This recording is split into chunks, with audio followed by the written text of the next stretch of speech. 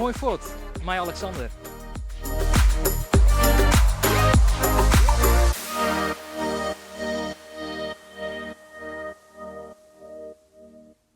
Wat zijn jullie hier aan het doen vandaag? Nou, wij zijn vandaag gekomen. Een trektocht van 4 dagen hier dus. En dan gaan we weer naar een andere plek. En dan gaan we weer een paar dagen kamperen. Op een leuke boerencamping. Jullie zijn wel ervaren in het kamperen? Ja, we zijn heel ervaren. Want we zijn begonnen met een heel klein caravannetje in 88. En het werd steeds groter.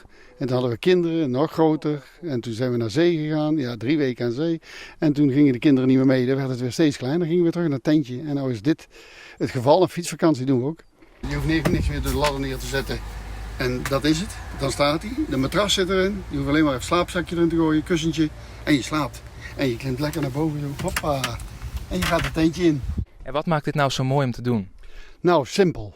Het is gewoon lekker simpel. Je bent in de natuur, het is lekker rustig. Kijk, als ik thuis ben en mijn buurman is een badkamertje te verbouwen, zit ik niet lekker in mijn huisje.